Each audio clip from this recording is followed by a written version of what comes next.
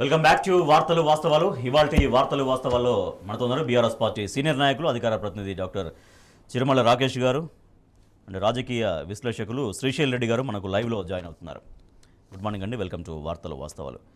ఇక రాష్ట్ర వ్యాప్తంగా రైతులు కొనుగోలు కేంద్రాల్లో ధాన్యం పెట్టుకొని ఇంకా ఎదురు చూపులు చూస్తూనే ఉన్నారు. వర్షాలకు ధాన్యం తడిసిపోతుంది, వడ్లు కొనండి మహాప్రభు, వడ్లు కొనండి బాంచనంటూ కూడా అధికారుల కాళ్ళు పట్టుకొని వేడుకున్నటువంటి దృశ్యాలు అందరినీ కూడా కలచివేస్తున్నాయి. నిన్న ఈ మేరకు యాదాద్రి భువనగిరి జిల్లా కలెక్టరేట్ ఎదుట ధర్నాకు దిగారు. సో అక్కడి నుంచి వాళ్ళని పంపించేందుకు పోలీసులు వస్తే పోలీసుల కాళ్ళపై పడి మా ధాన్యం కొనుగోలు చేయాలంటూ దానికి మీరు మమ్మల్ని ఇక్కడి నుంచి పంపించొద్దు అంటూ వాళ్ళు అక్కడ వేడుకుంటున్నటువంటి ఆ దృశ్యం మనం ఫోటోగ్రాఫ్లో చూస్తున్నాం. రాకేష్ గారు, ఇక ధాన్యం కొనుగోలు గురించి ఇంకా రైతులు ఆందోళన బాట పట్టాల్సిందేనా, ఇలా పోలీసుల కాళ్ళు లేదంటే అధికారుల కాళ్ళు మొక్కాల్సిందేనా? ఇదే పరిస్థితి ఎందుకు వచ్చింది అనుకుంటున్నారు? గుడ్ మార్నింగ్ అండి, గుడ్ మార్నింగ్ ప్యానల్ మెంబర్స్కి అందరికీ, మైక్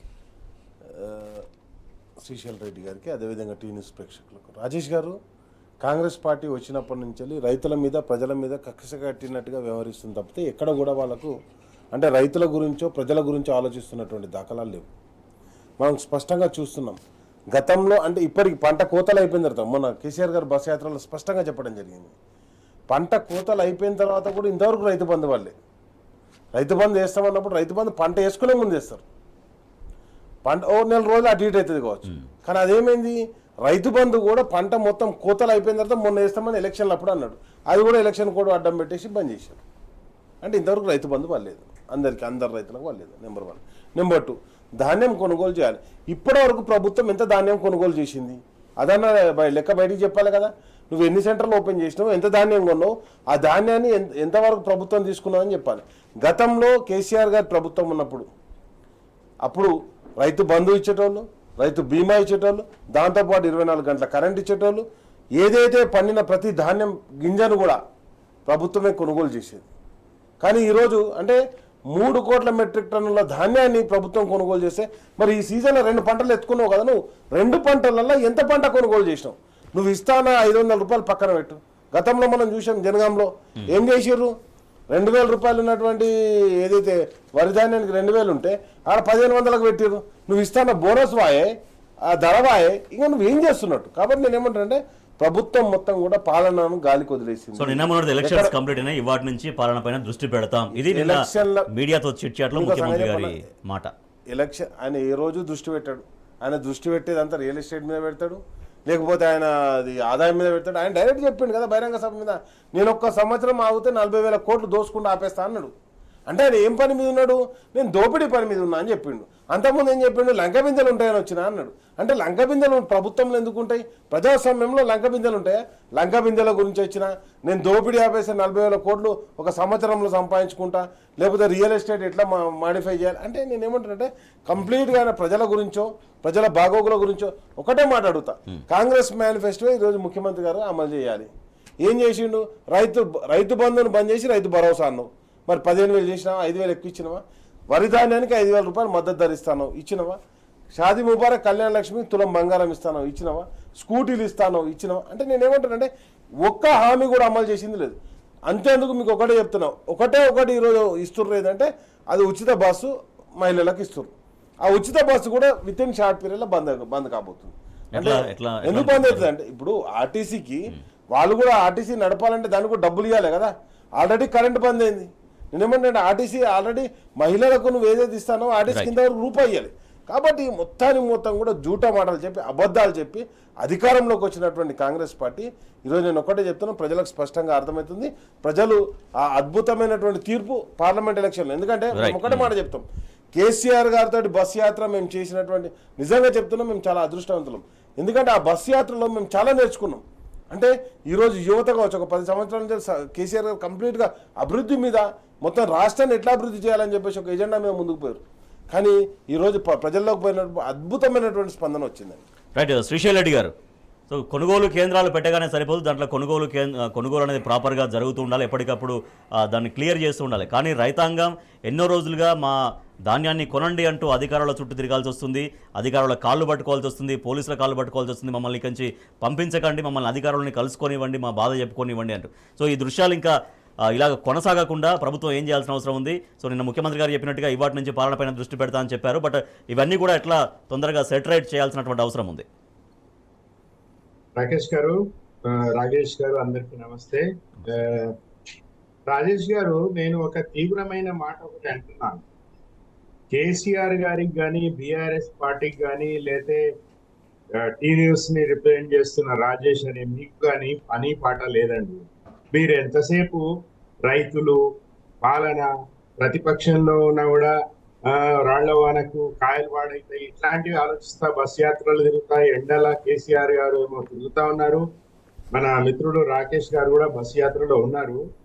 మీకు ఎవ్వరికి పని పాట లేదు. రేవంత్ రెడ్డి లాగా ఉండాలండి. ఏంటంటే ఆయన ఈ రోజు పాలన కాదు, ఆయన ఏ రోజు పాలన చేయడు. ఆయన ఫుల్, ఇందాక మిత్రుడు చెప్పినట్టుగా ఆదాయము, ఆయనకు సొంత ఆదాయం ఎట్లా సంపాదించుకోవాలి, ఆయన ఎట్లా బెదిరించాలి, కాంట్రాక్టర్లు ఎట్లా బెదిరించాలి, పైసలు ఎట్లా చేసుకోవాలి, ఉంటానో ఊడతానో తెలియని ముఖ్యమంత్రి పదవి, పోతే పోయింది మాజీ ముఖ్యమంత్రి అనుకుంటా నేను. ఎల్ఎన్టీ అమ్మితే అమ్ముకోండి, మాకేంది. రేపు పొద్దున మళ్ళా తప్ప మన కర్మ బాగాలేక ఇక్కడ కాంగ్రెస్ పార్టీకి 2-3 ఎంపీ సీట్లు వచ్చి రేవంత్ రెడ్డిని దింపేసి ఏ పొంగులెట్నో కోమటిరెడ్డినో ఎక్కించిన లేదు, రేవంత్ ని కంటిన్యూ చేసి పైన నరేంద్ర మోడీ, మన కర్మ బాలేక నరేంద్ర మోడీ వచ్చిన నరేంద్ర మోడీ చెప్పిన అన్ని కూడా ఇంటాడు. అవును, మోటార్లకు మీటర్లు పెట్టమన్నాడు, నేనేం చేస్తా అంటాడు. ఇప్పుడు ఎల్ఎన్టీ నమ్ముకుంటే నేనేం చేస్తా. అవును, కేంద్ర మంత్రి పీయూష్ గోయల్ నూకలొట్లు మీరు తినండి మేము కొనము అన్నాడు, మనం ఏం చేస్తాము. అవును, అప్పుడెప్పుడో బొత్స సత్యనారాయణ ఫేమస్ డైలాగ్ ఉండే, సొమ్ములు పోనాయి మరేటి చేస్తామని. అట్లా ఈరోజు రేవంత్ రెడ్డి గారు అట్లా ఉంది. ఆయన ఈరోజు ఏదో కొత్తగా పాలన మొదలు పెడతా అంటున్నాడు. కేసీఆర్ గారు నేను చెప్తున్నా, ప్రతిపక్షంలో ఉన్నా కూడా ఆయన పాలన చేస్తా ఉన్నాడు. ఆయన ప్రతిదీ కూడా ఆయన ఎట్లెట్లా మన యాత్రలు మొదలు పెట్టిండో అట్లా పనులు జరుగుతూ ఉన్నాయి. నేను ఏమంటున్నా అంటే, మొన్న మేము చూసినాం, మొత్తం మాది చేవెళ్ళ పార్లమెంట్ కాన్స్టిట్యుయెన్సీ, ఊళ్ళల్లో ఎక్కడికి పోయినా కూడా ఈరోజు కాంగ్రెస్ పార్టీని దుమ్మెత్తి పోస్తా ఉన్నారు. ముఖ్యంగా రైతులు. ఇప్పుడు మద్దతు ధర ఇచ్చి కొనాలే, వరికి మద్దతు ధరతో పాటు 500 బోనస్ కూడా ఇచ్చి కొంటా అన్న మునగాడు యాడికి పోయిందని అడుగుతున్నారు ఈరోజు జనాలు. ఇంతక రాకేష్ గారు చెప్పినట్టుగా కళ్యాణ లక్ష్మితో పాటు 500 తులం బంగారం ఏమాయని అడుగుతున్నారు. ఈరోజు వడ్లు కొనండి బాంచనని పాపం రైతులు వాళ్ళని వ్యవసాయ అధికారులను అడగాలనో పోలీసులను అడగాలనో కూడా తెలియనంత అమాయకత్వంలో తెలంగాణ రైతాంగం ఉంటుంది. పోలీసుల కాళ్ళు పట్టుకుంటారు, వడ్లు కొనండి బాంచనని. పోలీసులు కొనలేరు, అధికారులు కొనలేరు, ముఖ్యమంత్రి కొనలేడు. బేసిక్ గా నేను చెప్పేది ఏంటంటే, చాలా ఇండిఫరెంట్ ప్రభుత్వం ఉంది. కేసీఆర్ గారు మనకు గుర్తుంటే, మొన్న ఆయన బస్ యాత్రలో, నాకు ప్లేస్ గుర్తులేదు, మిత్రుడు చెప్పాలి రాకేష్ గారు, కానీ ఆయన తనకు చిన్నప్పుడు చరిత్ర పాఠాలు చెప్పిన గురువు ఇంటికి పోయి ఆయన కాలు పట్టుకుని ఆయన ఎంత గొప్పగా ఆయన పాలిస్తున్నాడు. జగిత్యాల్లో సిద్దిపేట జిల్లా కావాలని 33 ఏళ్ల కిందనే నా శిష్యుడు అడిగిండు అని చెప్తున్నారు. అట్లాంటి దార్శనికత గల నాయకుడు కేసీఆర్ గారిని ఈరోజు రేవంత్ రెడ్డితో కంపేర్ చేసి ఆ పాలన ఈ పాలన ఎట్లుంది అని కంపేర్ చేసి రావడమే చాలా దురదృష్టకరం అండి. రేవంత్ రెడ్డి గారు ఎంత త్వరగా, ఒక సీనియర్ కాంగ్రెస్ నాయకుడు చెప్పినట్టుగా, ఎంత త్వరగా ముఖ్యమంత్రి పీఠం నుంచే కాదు పాలిటిక్స్ నుంచే రేవంత్ రెడ్డి తొలగిపోతే ఈ రాష్ట్రానికి పట్టిన శని వదిలిపోతుందని. దాంతో పాటుగా శ్రీశైల్ రెడ్డి గారు ఒక ప్రధానంగా వార్త మనం చూస్తున్నాం. కాంగ్రెస్ లో టూరిజం అనేది ఒకటి ఏదో పెట్టుకున్నారు వాళ్ళు. శ్రీధర్ బాబు ఫామ్ హౌస్ కు బట్టి విక్రమార్క గారు, తర్వాత ఎమ్మెల్యేలతో కేరళకు పొంగులేటి శ్రీనివాసరెడ్డి గారు వెళ్ళినట్టుగా పత్రికలో మనం వార్తలు చూస్తున్నాం. దాని విజువల్స్ కూడా బాగా సర్క్యులేట్ అయినాయి. అయితే ఇప్పుడు రేవంత్ రెడ్డి గారి గురించి చంద్రబాబు నాయుడు గారు చెప్పారు కదా, ఒకప్పుడు సోషలిజం లేదు, కమ్యూనిజం లేదు, ఉన్నదంతా టూరిజమే అని. సో అది బాగా వంట పట్టించుకుంటున్నట్టున్నారు కాంగ్రెస్ పార్టీ వాళ్ళు. ఈరోజు రేవంత్ రెడ్డి కూడా ఏం చేస్తున్నాడంటే, మేము చూసినాం కదా, అప్పుడు మొత్తం రైతాంగం అంతా ఒక తీవ్రమైన బాధలో ఉంటే ఆయన పోయి ఐపీఎల్ మ్యాచ్ చూడలేదా రేవంత్ రెడ్డి గారు. సో ఈ రోజు మంత్రులు కూడా అంతే. ఇప్పుడు ఆవు పొలం మీద మేస్తా ఉంటే దూడ గట్టు మీద మేస్తుందా? ఇక అయిపోయింది. ఆగస్టు సంక్షోభం అనేది తెలుగుదేశం పార్టీ నుంచి వచ్చిన రేవంత్ రెడ్డికి అది చుట్టుకుంటది. అది ఇప్పుడు పొంగులేట కోమటిరెడ్డి అవి ఈయన మానవ బాంబులు అయితే పేగులు వెళ్ళేసుకుంటాం అని అంటున్నాడు కదా. మానవ బాంబులు పక్కనే ఉన్నారని కేటీఆర్ కూడా చెప్పారు కదా. ఈ మానవ బాంబులు అన్ని కూడా తయారవుతున్నాయి. చూద్దాం ఎట్లా పోతుందో రాజకీయ పరిణామాలు. అది ఎట్లయినా కానీ బేసిక్ గా ప్రధానిక మీరు ఏం కోరుకుంటారండి? ముఖ్యమంత్రి ఏం చేయాలా? పాలన చేయాలి, రైతులకు మద్దతు ధర ఇవ్వాలి, చివరికి ఇంతవరకు కొనాలి, 24 గంటలు కరెంట్ ఇవ్వాలి. గత 10 ఏళ్ల పాలన ఎట్లుంటుందో అట్లా ఉండాలి, అంతకంటే ఇంకా గొప్పగా ఉండాలని కోరుకుంటారు. కానీ ఇప్పుడు దరిద్రం ఏంటండి రాష్ట్రానికి? Right, okay. శ్రీశైల్ రెడ్డి గారు, పార్లమెంట్ ఎన్నికల పోలింగ్ ముగిసిన మరుసటి రోజే అధికార కాంగ్రెస్లో జరిగినటువంటి 2 పరిణామాలు అటు పార్టీ వర్గాల్లో రాజకీయ వర్గాల్లో చర్చనీయాంశమైనాయి. సో అది నిన్న శ్రీధర్ బాబు ఫామ్ హౌస్కు బట్టి విక్రమార్క గారు వెళ్ళడం, తర్వాత ఎమ్మెల్యేలతో కేరళకు పొంగులేటి శ్రీనివాసరెడ్డి బయలుదేరడం, దానికి తోడుగా రేవంత్ రెడ్డికి ఆగస్టు సంక్షోభం ఉంది, రాష్ట్రాన్ని పెను ప్రమాదంలోకి కాంగ్రెస్ ప్రభుత్వం నెడుతుందంటూ బీజేపీ ఎంపీ లక్ష్మణ్ ఒక కామెంట్ చేశారు. సో ఆ ఆగస్టు సంక్షోభం ఏంటి, ఆగస్టు సంక్షోభం ఎవరు తీసుకొస్తారనే చర్చ కూడా రాజకీయ వర్గాల్లో జోరుగా సాగుతోంది.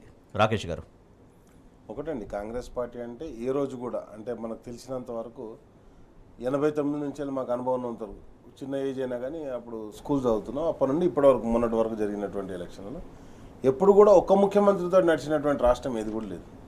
కాబట్టి నేను ఏమంటున్నానంటే ఎప్పటికీ ఏదో ఒక సంక్షోభం జరుగుతూనే ఉంటుంది. ఆగస్టు సంక్షోభం ఉందని చెప్పేసి బీజేపీ పార్టీ ప్రకటించింది, కాంగ్రెస్ పార్టీలో సంక్షోభం ఉందని బీజేపీ పార్టీ ప్రకటించింది. అదే క్రమంలో దానికి తగ్గట్టుగానే కాంగ్రెస్ నాయకులు యాత్రలు పేరు చెప్పో లేకపోతే కోఆర్డినేషన్ పేరు చెప్పో ఏదన్నా. అంతేందుకు స్వయంగా ముఖ్యమంత్రి గారే నా తర్వాత ముఖ్యమంత్రి కోమటిరెడ్డి అవుతాడని చెప్పేసి ఆయనే డయాస్ మీద డిక్లేర్ చేశాను. అంటే నేను ఏమంటున్నానంటే ఎవరి కాళ్ళకు ఒక సందిగ్ధత ఉన్నది, అంటే ఇన్సెక్యూరిటీ ఉన్నది, కాబట్టి వాళ్ళు ఇష్టం వచ్చినట్టుగా ప్రకటిస్తారు. ప్రధానంగా ఇక్కడ సమస్య ఏంటంటే ఇంతకుముందు శ్రీశైల రెడ్డి గారు చెప్పినట్టుగా ప్రజా సమస్యలను పక్కకు పెట్టారు. ఈరోజు ఇప్పటికి కూడా ఏంటంటే కేసీఆర్ గారే ఆ ప్రజా సమస్యల మీద గతంలో అధికారం నుండి అమలు చేశారు. ఏది సంక్షేమ పథకాలను కూడా ముఖ్యమంత్రిగా ఉన్నటువంటి కేసీఆర్ గారు అమలు చేశారు. ఈరోజు ప్రతిపక్ష నాయకుడిగా ఉండి అధికారంలో ఉన్న కాంగ్రెస్ పార్టీతో అమలు చేయడానికి పోరాటం చేస్తున్నారు. కేసీఆర్ గారు బస్ ఎక్కంగానే రైతు బంధు పడ్డది. అంటే నేనేమంటున్నా, కేసీఆర్ గారు బస్ ఎక్కంగానే తడిసిన ధాన్యాన్ని కొనుగోలు చేస్తామని ప్రకటించారు. కాబట్టి ప్రతి ఒక్కటి కూడా ఈరోజు ప్రతిపక్షంలో ఉండి అధికార పక్ష పాత్ర పోషిస్తున్నటువంటి నాయకుడు గొప్ప నాయకుడు కేసీఆర్ గారు.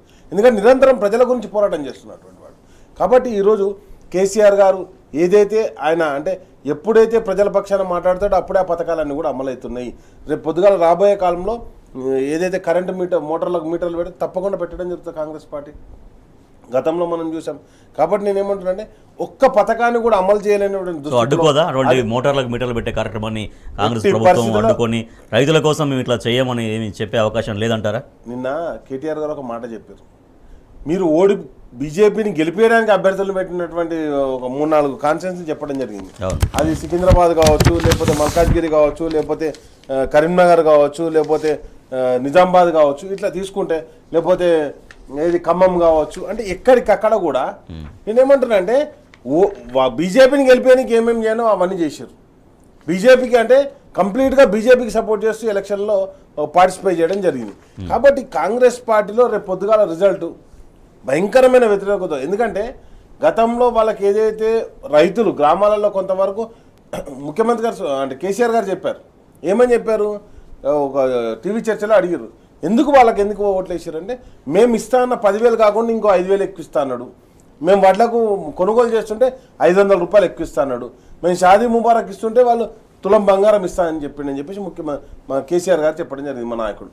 ఆ విధంగా ఏదైతే అబద్ధపు హామీలతోటి ఈరోజు అధికారంలోకి వచ్చిన తర్వాత 6 నెలల కాలంలో ఒక్క హామీ కూడా అమలు చేయలేదు. కాబట్టి ప్రజలు ఎక్కడ కూడా వీళ్ళని విశ్వసించట్లేదు. విశ్వసించని క్రమంలో వాళ్ళు ఎట్లయినా ఎంపీ క్యాండిడేట్గా మొత్తం ఓడిపోతారు. ఓడిపోయినప్పుడు పార్టీ వైఫల్యం చెందినప్పుడు ప్రధాన బాధ్యత వహించాల్సింది ఎవరు? ముఖ్యమంత్రి ఉంటాడు. కాబట్టి రేవంత్ రెడ్డి గారి ప్రభుత్వం ఇంకా ముందు కొనసాగడం లేదు. కాబట్టే ఈరోజు మీరు చూస్తున్నాం అంటే శ్రీధర్ బాబు గారు కావచ్చు, బట్టి గారు కావచ్చు, పాత తరం కాంగ్రెస్ నాయకులు, వాళ్ళు కొత్తగా కాంగ్రెస్ పార్టీలోకి వచ్చినటువంటి నాయకులు కాదు. వాళ్ళు పాత తరం కాంగ్రెస్ నాయకులకు, కొత్త తరం కాంగ్రెస్ నాయకులకు, కేటీఆర్ గారు అన్నట్టుగా పారాచూట్ కాంగ్రెస్ నాయకులకు ఇప్పుడు పోరాటం నడుస్తుంది. కాబట్టి ఆ పారాచూట్లో వచ్చినటువంటి శ్రీనివాస్ రెడ్డి గారు అసలు వాళ్ళ నాయకత్వం ఒక దిక్కు పోరాటం నడుస్తుంది. పాత తరం ఉన్నటువంటి బట్టి గారు కావచ్చు, శ్రీధర్ బాబు గారు కావచ్చు, వీళ్ళంతా కూడా ఉత్తమ్ కుమార్ రెడ్డి గారు కావచ్చు, లేకపోతే మొత్తం ఒక టీం అంతా వీళ్ళంతా కూడా, ఎందుకంటే కోమటిరెడ్డి గారు కూడా దీంట్లో వేయలేం. కోమటిరెడ్డి గారు బ్రదర్ కూడా అటు కాంగ్రెస్ బీజేపీకి వెళ్ళి మళ్ళీ కాంగ్రెస్కి వచ్చిండు. కాబట్టి పాత తరం నాయకులు అంటే కొంతమంది నాయకులు వీళ్ళొక దిక్కు పోరాటం చేస్తున్నారు.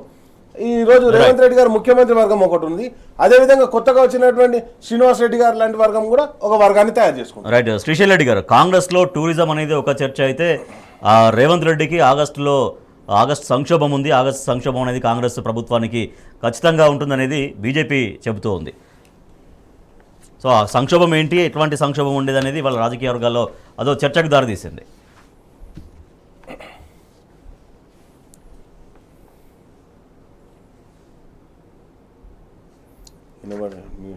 వినిపిస్తుందా శ్రీశైల్ రెడ్డి గారు?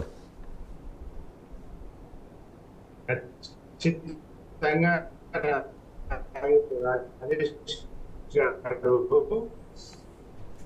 ఈరోజు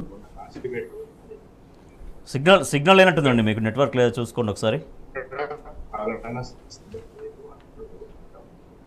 చాలా ఎస్, ఓకే, మీ కరెక్ట్ చేసుకోండి మీ video and audio. Right. Rakesh garu, ఇందాక మీరు మాట్లాడుతూ అదే అంటే కేటీఆర్ గారి మాటల్ని నేను ఇప్పుడు ఇందాక ఉటంకించారు. బీజేపీతో కాంగ్రెస్ డమ్మీ ఫైట్ చేసిందని. ఎందుకు బీజేపీతో కాంగ్రెస్ డమ్మీ ఫైట్ చేయాల్సినటువంటి అవసరం కాంగ్రెస్ పార్టీకి ఏముందని చెప్తుంది బీఆర్ఎస్? మేము ఒకటే చెప్తున్నాం, ఇప్పుడు బడే బాయ్ చోటే బాయ్ ఇద్దరు కూడా అన్నదమ్ములు, వాళ్ళు ఒకరికొకరు అంటే రిక్వెస్ట్ చేసుకున్నారు. అండ్ నెక్స్ట్ వచ్చేసి నేను ఏమంటానంటే బీఆర్ఎస్ మీదనే ఈ రెండు పార్టీలు పోరాటం చేసినాయి తప్పితే కాంగ్రెస్ మీద బీజేపీ మీద కాంగ్రెస్ పోటీ చేసినటువంటి దాఖలా లేదు. పోటీ చేసిన ఒక కాన్ఫిడెన్స్ చెప్పండి. నేను ఏమంటానంటే మొత్తం కూడా ఈరోజు ఎంత దురదృష్టకరమైనటువంటి సంఘటన అంటే స్వయంగా ముఖ్యమంత్రి గారి సొంత కాన్ఫిడెన్స్లో కూడా ఓడిపోయేటువంటి పరిస్థితి. ఈ జరిగినటువంటి ఎలక్షన్లలో కాంగ్రెస్ పార్టీ నిన్న కేటీఆర్ గారు స్పష్టంగా చెప్పారు. ఏమని చెప్పారు? కరీంనగర్లో అసలు అభ్యర్థి ఎవరికి తెలియదు, నెంబర్ 1. నిజామాబాద్లో అసలు ఆయన పోటీ చేద్దాం అనుకోలే జీవన్ రెడ్డి గారు, అయినా కానీ బలవంతంగా నిలబెట్టారు. అదేవిధంగా సికింద్రాబాద్లో అభ్యర్థి అసలు తిరగలే, ప్రచారం కూడా చేయలే. అండ్ నెక్స్ట్ వచ్చేసి మల్కాజ్గిరిలో ఎక్కడి నుంచో తీసుకొచ్చి ఇక్కడ పట్టుకొచ్చి పెట్టిర్రు. నేనేమంటానంటే ఖమ్మం జిల్లాకు పోతే ఖమ్మం జిల్లాలో ఆ జిల్లా నాయకుడే కానటువంటి వ్యక్తిని తీసుకొచ్చి అక్కడ పెట్టిర్రు. అట్లా ఎక్కడికక్కడ కూడా వాళ్ళు అసలు ఆ ప్రాంతంతో అక్కడ ఉన్నటువంటి రాజకీయ నాయకులతో ఎవరితోటి సంబంధం లేనటువంటి నాయకత్వాన్ని మొత్తం కూడా పెట్టడం జరిగింది. తద్వారా ఏం జరిగింది? అంతేందుకు అది బోంగా కొంతమంది మన క్యాండిడేట్లు వరంగల్లో తీసుకుంటే కడియం కావ్య కావచ్చు, అంటే బీఆర్ఎస్ నుంచి వెళ్ళి ఆల్రెడీ డిక్లేర్ చేసినట్టుగా ఇక్కడ రంజిత్ రెడ్డి గారు కావచ్చు. అంటే ఎక్కడికక్కడ నేనేమంటున్నానంటే మొత్తం కూడా కాంగ్రెస్ పార్టీ అనేది కాకుండా మొత్తానికి రేవంత్ తన వర్గాన్ని ఒక వర్గాన్ని అంటే నిలబెట్టడానికి ప్రయత్నం చేసిండు. అది గెలిచేటోళ్ళు కాదు, మళ్ళీ నిజంగా గెలిచేటోళ్ళని పెట్టినట్టు అది వేరే విషయం. కాబట్టి ఎక్కడికక్కడ కూడా మొత్తం కాంగ్రెస్ పార్టీ ఎవరికి సపోర్ట్ చేసింది? బీజేపీ పార్టీ గెలిచే విధంగా వాళ్ళ చర్యలను చేపట్టడం జరిగింది. వాళ్ళ ఓటు కూడా నేను ఏమంటానంటే ఈరోజు కాంగ్రెస్ పార్టీకి గతంలో వచ్చినటువంటి 37-38% ఏదైతే వచ్చిందో ఈ ఎలక్షన్లలో 80% కాదు. వాళ్ళు కంప్లీట్గా నేను ఒకటే చెప్తున్నా, బీజేపీ పార్టీని గెలిపించడానికే కాంగ్రెస్ పార్టీ పోటీ. రైట్. శ్రీశైల్ రెడ్డి గారు, డెఫినెట్గా రెండు జాతీయ పార్టీల కంటే మంచి మెరుగైన ఫలితాలు, మెరుగైన సీట్లు సాధిస్తామని కేటీఆర్ గారు చెబుతూనే దీంట్లో అంతగా మ్యాచ్ ఫిక్సింగ్ లాగా జరిగింది. బీజేపీతో కాంగ్రెస్ కూడా డమ్మీ ఫైట్ చేసింది. పరోక్షంగా అఫ్కోర్స్ ప్రత్యక్షంగా కూడా బీజేపీ గెలుపు కోసమే కాంగ్రెస్ ప్రయత్నం చేసింది అనేది కేటీఆర్ గారు నిన్న పేర్కొన్నారు.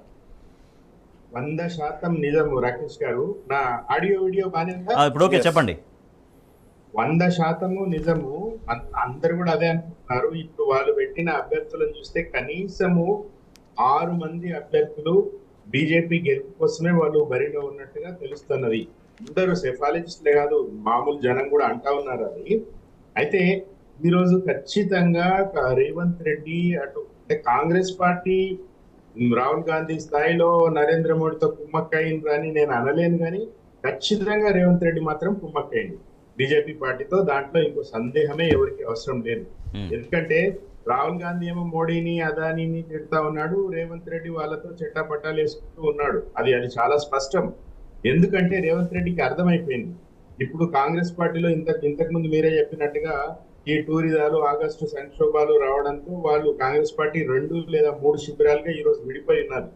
కాంగ్రెస్ పార్టీ సీనియర్లు ఇప్పుడు భట్టి గాని, శ్రీధర్ బాబు గారు గాని, ఉత్తమ్ గాని, కోమటిరెడ్డి లాంటి Congress party original Congress party సీనియర్లని రేవంత్ రెడ్డి పదే హ్యూమిలియేట్ చేస్తా ఉన్నాడు. ఎంత నాకు ఆశ్చర్యమో కూడా అనిపించింది. అసలు ఏంటి మనిషి అని అడ్డదొడ్డంగా ఇంత అడగలుగుతాడు అనిపించింది. ఎప్పుడంటే శ్రీధర్ బాబు గారిని పట్టుకొని శ్రీధర్ బాబు కూడా మేనేజ్మెంట్ కోటాయే అన్నాడు. పక్కన ఆయన కూర్చుని ఉండగా మొన్న ఒక 2 నెలల కింద ఈయన పైన మొన్ననే వచ్చి అయినేదో 1875లో ఏవో కలిసి కాంగ్రెస్ పార్టీని పెట్టినట్టుగా రేవంత్ రెడ్డి శ్రీధర్ బాబుని మేనేజ్మెంట్ కోట అంటున్నాడు. సో అట్లాంటి సీనియర్లకి గౌరవం లేదు. ఇప్పుడు ఏదైతే ఈ కొత్తగా వచ్చిన నాయకులు ఉన్నారో, పొంగులేటి లాంటి వాళ్ళు కావచ్చు, ఎవరైనా కావచ్చు, వాళ్ళదో శిబిరంగా ఉంది. సో ఎప్పుడు ఏ కోపం ఉంటుంది అనే భయం రేవంత్ రెడ్డి ఈరోజు చొచ్చుకున్నది. కాబట్టే నరేంద్ర మోడీతో కుమ్మక్కైండు రేవంత్ రెడ్డి. కాంగ్రెస్ పార్టీ కుమ్మక్కైందని నేను అనడం లేదు. చాలా స్పష్టంగా మనం గమనించాల్సింది రేవంత్ రెడ్డి కుమ్మక్కైండు. ఈ ప్రభుత్వాన్ని, ఆగస్టు సంక్షోభాన్ని ఎవరో తీసుకురావాల్సిన అవసరం లేదు. బీజేపీ అండతో రేవంత్ రెడ్డియే తీసుకొస్తాడు. బీజేపీ గవర్నమెంట్ ఇక్కడ ఏర్పడే అవకాశం ఉంటది. బీజేపీ వాళ్ళు ఎంపీ లక్ష్మణ్ లాంటి వాళ్ళు కొంచెం ఆలోచించకుండా మాట్లాడుతున్నారు. బీఆర్ఎస్ పార్టీ కాంగ్రెస్ లో విలీనం అవుతుందని. నిజానికి రేవంత్ రెడ్డి ఫ్యాక్షనే బీజేపీలోకి పోయే అవకాశం ఉంటది. మళ్ళీ అక్కడ మన బీఆర్ లో నితీష్ కుమార్ ఈ రోజు రిజైన్ చేసిన తెల్లారి బీజేపీ ముఖ్యమంత్రిగా ఎట్లా ప్రమాణం చేసిండో అట్లాంటి పరిణామాలు కూడా ఇక్కడ జరిగే అవకాశం ఉంటుంది. అయితే నరేంద్ర మోడీ గాని, అమిత్ షా గాని తెలివి తక్కువ వెళ్ళేం కాదు. రేవంత్ రెడ్డి కంటే ఇంకా ఎవరు బెటరు, పొంగిరెడ్డి బెటరా లేదా కోమటిరెడ్డి బెటరా అని వాళ్ళు కూడా ఆలోచించుకుంటూ ఉంటారు. సో కాబట్టి ఖచ్చితంగా రాబోయే ఒక 2-3 నెలల కాలంలోనే ప్రభుత్వము మారుతుంది. అది రేవంత్ రెడ్డి బీజేపీలోకి పోయి జరుగుతుందా, లేకపోతే బీజేపీ ఇక్కడ ప్రభుత్వాన్ని కూల్చేసి చేస్తుందా? ఊరికే తెలివి తక్కువ కాంగ్రెస్ నాయకులు కేసీఆర్ గారి మీద నిందలేస్తున్నారు, మా ప్రభుత్వాన్ని కూలుస్తారు, మా ప్రభుత్వాన్ని కూలుస్తారు. కానీ కేసీఆర్ గారు స్పష్టంగా చెప్పారు, మీరు ఫుల్ టైం ఇచ్చుకోండి, పాలన మీద దృష్టిలో పెట్టండి, రైతులను పట్టించుకోండి, కరెంట్ ఇవ్వండి, నీళ్లు ఇవ్వండి. ఇట్లాంటి భాష కేసీఆర్ గారు మాట్లాడుతున్నారు. కాంగ్రెస్ నాయకులందరూ కూడా టూరిజాలు చేస్తూ గవర్నమెంట్ పడిపోతాయి, ఎవరు మంత్రులు అవుతారు, ఎవరికి ఏ పోర్ట్ఫోలియో వస్తుంది, ఇట్లాంటివి కాంగ్రెస్ వాళ్ళు మాట్లాడుతున్నారు. మోడీ సీట్లో ఎవరు? బ్రిటిష్ వీక్లీ మ్యాగజైన్ ది ఎకానమిస్ట్లో ప్రత్యేక కథనం. ఇది రాజకీయ వర్గాల్లో కలకలం రేపుతోంది. మోడీ పైన అన్ని వర్గాల్లో దేశంలో తీవ్ర అసంతృప్తి నెలకొంది. తర్వాత మోడీ నాయకత్వం తర్వాత బీజేపీలో ఎవరు ఉన్నారు అనే దానిపైన ది ఎకానమిస్ట్లో ప్రత్యేక కథనం వెలువరించారు. దాంతోపాటుగా బీజేపీకి మ్యాజిక్ ఫిగర్ పట్టుకుంది. 200 సీట్లు కష్టమేనని సెఫాలిస్టులు చెప్తున్నారు. 7 అంశాలని బట్టి రాజకీయ నిపుణులు వీటిని విశ్లేషిస్తూ ఉన్నారు. రాకేష్ గారు, మోడీ సీట్లో ఎవరు అంటే మోడీ పైన దేశవ్యాప్తంగా వ్యతిరేకత పెరుగుతుంది. అన్ని వర్గాల్లో దేశానికి చేసింది ఏమీ లేదనే కంక్లూజన్కి చాలా వర్గాలు వచ్చాయి. కాబట్టి ఇక మోడీ తప్పుకోవాల్సింది. తప్పుకున్న తర్వాత మోడీ సీట్లో ఎవరు అనే ప్రశ్న ఉత్పన్నమవుతుంది. ఎకానమిస్టులో ప్రత్యేక కథనాన్ని వెలువరించింది బ్రిటిష్ వీక్లీ మ్యాగజైన్. అంటే ఆల్రెడీ సెఫాలజిస్టులు చెప్పినట్టుగా దేశం మొత్తంలో ఎక్కడ కూడా మోడీ గారి హవా అనేది కంప్లీట్గా అంటే రామాలయ నిర్మాణంతో ఎలక్షన్లకు పోవాలని ఒక ఎజెండా తడిపోయింది తప్పితే ఎక్కడ కానీ ఈ అభివృద్ధి జరిగింది, ఈ అభివృద్ధి చేసినామని చెప్పేసి మీకు ఒక సింపుల్ ఎగ్జాంపుల్ చెప్తాను. ఫస్ట్ సపోజ్ ప్రతిసారి బీజేపీ నాయకులు చెప్పినప్పుడు ఏమని చెప్తారు, ఈరోజు ఎలక్షన్లు అయిపోయినాయి అయినా అని నేను ఏమంటాను అంటే వాళ్ళు ఏం చెప్తారు, మేము ఇంత డెవలప్మెంట్ చేసినాం, ఇన్ని రోడ్లు వేసినామంటారు. ఇది వరంగల్ ఒకప్పుడు పోయేటప్పుడు ఒక టోల్ గేట్ కూడా లేదు. మొన్న మేము బస్ యాత్రకు పోతుంటే చూస్తే 3 టోల్ గేట్లు ఉన్నాయి. అంటే 3 టోల్ గేట్లు అంటే కిలోమీటర్కి 2 రూపాయలకు మేము కట్టాల్సి వచ్చింది. అంటే జనరల్గా ఒక ప్రయాణికుడు, సాధారణ ప్రయాణికుడు ఒక కార్లో ట్రావెల్ చేసే వాళ్ళు బస్సు మీద పోయినా కానీ ఎవరికైనా కానీ 2 రూపాయలు, కిలోమీటర్కి 2 రూపాయలు పడుతుంది. అది బోంగా మళ్ళీ డీజిల్ ధర 40 రూపాయలు పెరిగింది, పెట్రోల్ ధర 40 రూపాయలు, 50 రూపాయలు పెరిగింది. అంటే నీకు ఎక్కడ కూడా అభివృద్ధి లేదు, దోపిడీ ఉన్నది. నువ్వు అభివృద్ధి చేసినా అనే దానికి ఏదో ఒక ఎగ్జాంపుల్ చూపెట్టు. అభివృద్ధి చేసిన అంటే ఈరోజు దేశం పెద్ద లార్జ్ ఎకానమీ అయిందని అంటారు. లార్జ్ ఎకానమీ ఎక్కడైంది? మొత్తం 1,20,000 కోట్ల అంటే 1,20,000 కోట్ల లక్షల రూపాయలు నువ్వు అప్పు తీసుకొని వచ్చి దేశం అభివృద్ధి అయిందంటే ఎట్లా? అప్పు తీసుకోవడం అభివృద్ధికి ఎజెండా కాదు కదా. నువ్వు అభివృద్ధి చేసింది కూడా చూపెట్టు. ఇవాళ ఇన్ఫ్రాస్ట్రక్చర్ మీద పెట్టినా, లేకపోతే ఇక్కడ అభివృద్ధి మీద పెట్టినా, నువ్వు ఆల్రెడీ ఇన్ఫ్రాస్ట్రక్చర్ మీద ఆల్రెడీ ఎయిర్లైన్స్ అమ్మేసినావు, బిఎస్ఎన్ఎల్ అమ్మేసినావు, ఎల్ఐసి అమ్మేస్తున్నావు. నువ్వు కొన్నదే ఎందుకు కొత్తగా పెట్టింది ఏంది ఈ దేశంలో? అంటే ప్రజలు కూడా ఆలోచనకు వస్తున్నారు. కాబట్టి జరగాల్సినటువంటి అభివృద్ధి జరుగుతుంది. ఎంతసేపు అయితే చైనా బార్డర్ను చూపెట్టాలి, లేకపోతే పాకిస్తాన్ బార్డర్ను చూపెట్టాలి, లేకపోతే దేవుని జై శ్రీరామ్ అనాలి, జై హనుమాన్ అనాలి. నేనేమంటా ఎక్కడికక్కడ కూడా దేవుణ్ణి వాడుకోవడానికో, మతాన్ని వాడుకోవడానికో, లేకపోతే కంప్లీట్గా అది చైనా పాకిస్తాన్ చూపించో ఎలక్షన్లు గెలవడానికి ప్రయత్నం చేసేది తప్పితే ఎక్కడ కూడా అభివృద్ధి ఎజెండా లేదు. దాన్ని బీజేపీ పార్టీ గతంలో ఉన్న బీజేపీ పార్టీకి ఇప్పుడున్నటువంటి బీజేపీ పార్టీకి చాలా తేడా ఉన్నది.